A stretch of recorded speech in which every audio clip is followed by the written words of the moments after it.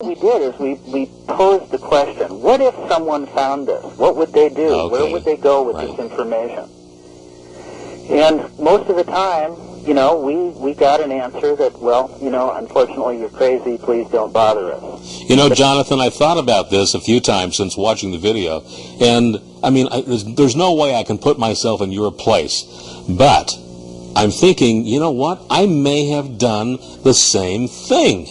Well, you know, there is no school to learn what to do when the circumstances like this happened. And all I did was react to the moment, to try to keep breathing, to try to keep moving, to try to go home and get some help. Jonathan, okay. Before we have to go to another commercial break shortly. So we want to show this next clip. Now we're going to show the clip where you have the creature in your living room or your kitchen floor, and unwrapping it, and you're measuring it and looking at it. Right. How many days after the event did this happen? That was 4 hours after I had gotten home. Okay, all right. Again, I'd gone to the freezer to tell myself this couldn't be true. I realized it was, and I carried it into my rec room, and the videotape that you're about to show is that exact moment. Okay. We're going to run that right now. Wayne, go ahead.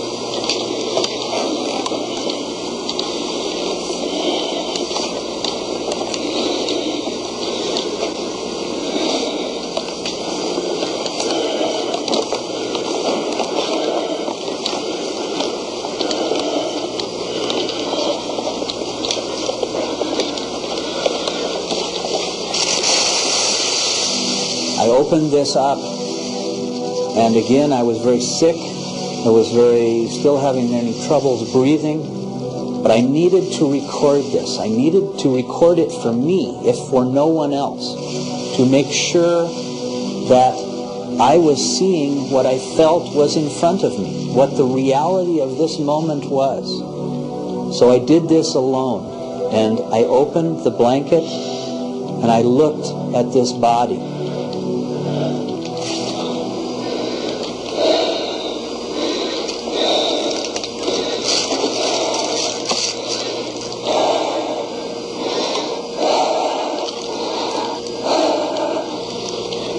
I looked at its hands and its head. I looked at the wound that, in fact, I had inflicted by hitting this branch in the woods.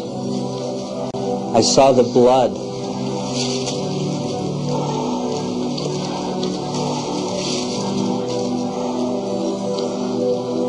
I didn't realize at the time that, in fact, this creature was not dead. I felt that it was dead. And only 3 days later did I realize that even in this video, in this moment, you could see signs of its eyes moving and its facial muscles moving. But because of my sickness, because of my fatigue, and maybe because I did not want to accept this reality, I did not see this eye movement at this time.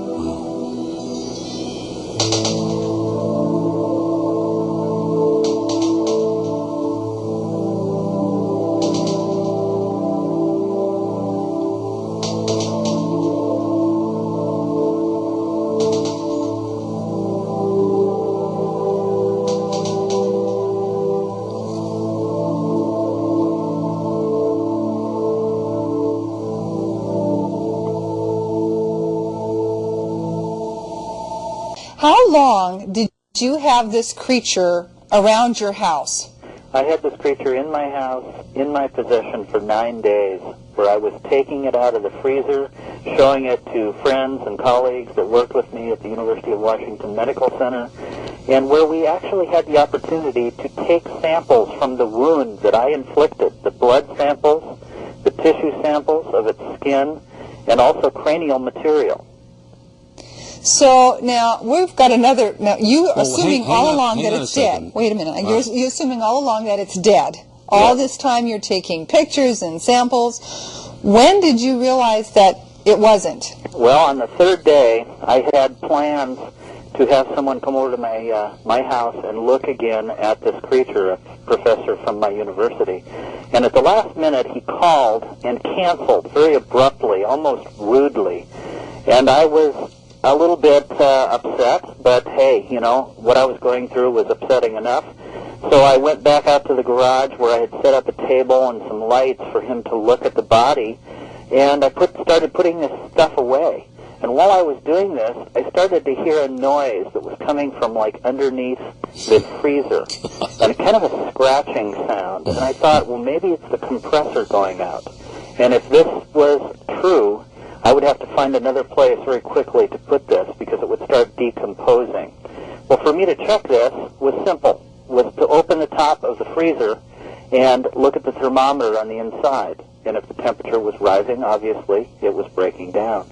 So, without thinking, I just went over, opened the lid, and at this moment, this creature sat up out of the middle of this thermal blanket and started screaming at me with this terrific energy that almost pushed me against the wall. All right, Jonathan, you, that's amazing. I mean, that just sends a shiver I have through. to tell the viewers, the screaming, we've been playing this now a few times in our house, and we have a small cat who really doesn't pay any attention to us most of the time. In fact, he doesn't pay attention to much of anything. However, when this scream went on TV last night, or a couple nights ago, he got all upset, and his back arched, and there he was. Yeah. Well, I'll tell you, that scream has been around the world, and it was tested in Japan by some sound engineers who proved that it was, in fact, a biological sound. I feel it. You said a few minutes ago that you had done some tissue samples. Now, did those tissue samples show anything, you know, of any consequence? Oh, and they are incredible. Again, you know, this case has a tremendous amount of evidence, as well as videotape and photographs. And even if you don't believe me or my words, this kind of evidence has to be looked at in its own self.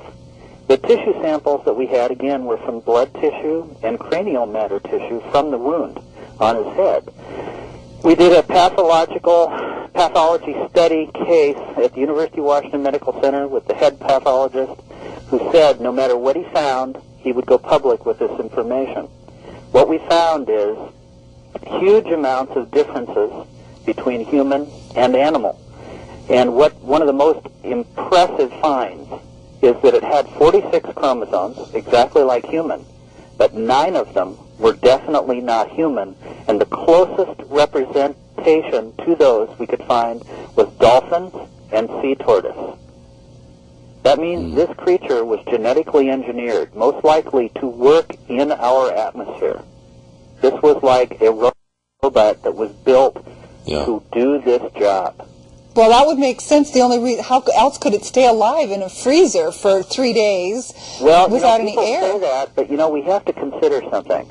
You know, penguins live at 52 degrees below zero their whole life. Sure. You know, and that's something we don't even think about. That's true. I'm sorry, Richard. There's more evidence also that you had. There's some kind of a cuff. Wayne, I think we have a photograph of